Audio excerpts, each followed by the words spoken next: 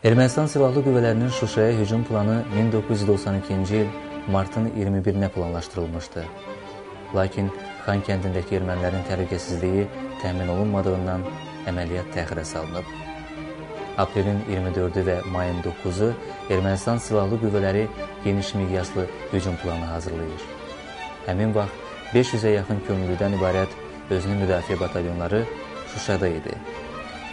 Mövqələrimizdə Müdafiə Nazirliyinin bir briqadası və 777-ci əlahiddə taborunun dayanmasına baxmayaraq, komandirlərin bir-biri ilə hesablaşmaması ucbatından nəzarətdən çıxan qoşunlar idarə olunmurdu.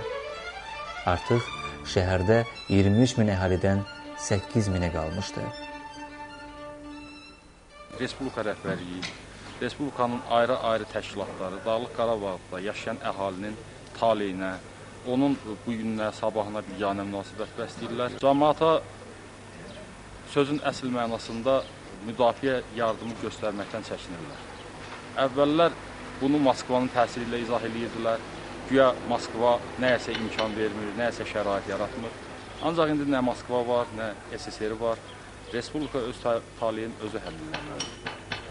Respublika rəhbərliyi hamısı bir ağızdan məsul vəzifələrə keçərkən cəmaatın namusu, şərəf keşiyində dayanacaqlarına, onun torpaqlarının qorunmasının, həyatlarının qorunmasını təmin edəcəklərinə and içmək. Andı yerinə yetirməyin əsl məqamı gəlib çatmışdır.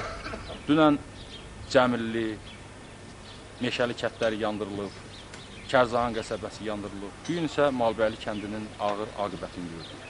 Malbəyli kəndi də yandırılır. Yəqin ki, sabah növbə Şuşa şəhərində olacaq. Şuşa şəhərini əsas sahəsi dağlardan ibarətdir. Burada cəmaatın günü güzəranı hamıya yaxşı məlumdur. Bütün Respublika bilir ki, dağ şəraitində yaşayanlar nə kimi çətinliklərlə qarşılaşırlar, xüsusilə qış vaxtı.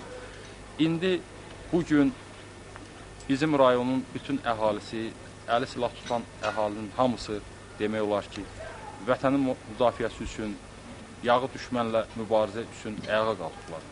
Lakin o mübarizəni təşkil eləməkdən ötəri, torpağımızı qorumaqdan ötəri, itirilmiş mövqeləri geri qaytarmaqdan ötəri əsl rəhbərlik, əsl hünərpərvərlik görmürəm. Rəhbərlik vahid olmalıdır.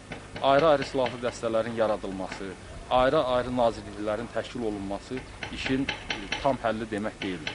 Respublika bu gün də əvvəllər olduğu kimi vahid rəhbərliyin yaradılmasından, vahid komandanlığın yaranmasından nəsə çəkinir. Görünür ki, qorxur özünün aqibəti üçün. Bu sabah gec olacaq, bugün də gecdir. Axşama qədər bəlkə gec ola bilər. Biz nəsə ciddi tədbirlər görməliyik. Respublika rəhbərliyi niyə gecikir bu sahədə? Niyə qəti addımlar atmır? Bu nə əhaliyə, nə mənə, nə də Respublika ictimaiyyətinə məlum deyil.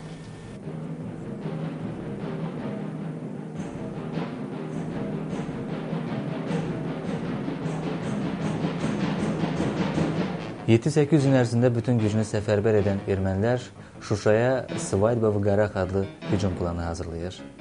Həmin plana görə erməni yaraqlıları yaranan vəziyyətdən istifadə edərək ən peşəkar zabitlərin rəhbərliyi altında mayın 8-i Şuşa üzərinə 11 minlik qoşunla hücuma hazırlaşır. Belə bir vaxtda Azərbaycan Silahlı Qüvvələrinin hərbçiləri kütləvi ezamiyyətə göndərilirdi. Mayın 7-sindən 8-nə keçən gecə saat 2 radələrində Ermənistan Silahlı Qüvvələri 11 minlik qoşunla 40 pilləkən deyilən yerdən Daşaltı, Qaybalı yolu, Şuşi kənd istiqaməti və Hacı talasından Şuşaya hücuma keçir. Təkcə Zastava deyilən postda Daşaltı tərəfdən 3000 erməni hərbçisi qalxır. Səhər saat 7-yə yaxın əsas istiqamətlərdə olan postlar düşmən tərəfindən tutulur.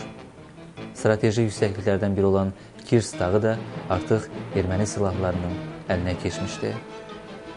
Şuşa 12 saat şəhər ətrafına düzülmüş topların atəşinə məruz qalır. Şuşanın bugün işğal olunmasından 14 il keçir, artıq 15-ci ilə keçir. Bu yaxınlarda, bu günlərdə Şuşanın işğal tarixi. Fikirləşəndə həmin günləri çox təəssüflə xatırlayırıq, yada salırıq.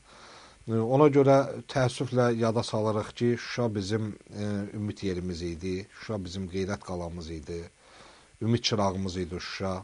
Yəni Şuşanı həmişə biz deyirdik ki, demək heç kəs işğal eləyə bilməz, heç kəs bizdən ala bilməz. Biz ölənə qədər sonadək Şuşanı qoruyub saxlaya biləcəyik. Təəssüf ki, vəziyyət elə alındı ki, biz öz qeyrət qalamızı qoruya bilmədik. Yəni milli hissimizi, qeyrətimizi demək olar ki, düşmənlər yaraladılar, əlimizdən almadılar, onu yaraladılar, parçaladılar. Yəni bizim milli qürurumuza, hissiyatımıza toxundular, mənliyimizə toxundular Şuşanı əlimizdən almaqla. Şuşanın işğal olunması da təbii ki, hamı bilirdi ki, Şuşanı işğal etmək olmazdı. Şuşa elə bir strateji mövqedə dayanmışdı ki, elə bir yerdə qurulmuşdu ki, Şuşa dağların üstündə hündür bir qalaydı. Şuşaya yalnız 2 yoldan maşın yolu var idi ki, onun biri, yəni o Laçın istiqamətindən, oradan ora bizim əlimizdə idi.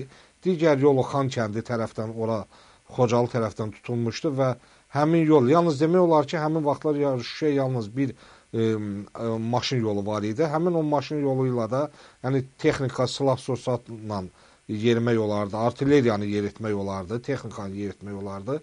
Biz yalnız həmin yolu kəsməklə ermənilərin qarşısını ala bilərdik, əgər güclü müdafiə səddi qura bilsəydik, əgər nizami müdafiə mövqeləri qura bilsəydik, mövqelərimizi, müdafiəmizi lazımi qaydada qoruya bilsəydik, hərbi qayda qanunlara uyğun olaraq, heç olmasa elə həmin dövrün qayda qanunlarına uyğun olaraq qura bilsəydik, biz ermənilərin qarşısını çox asanlıqla ala bilərdik.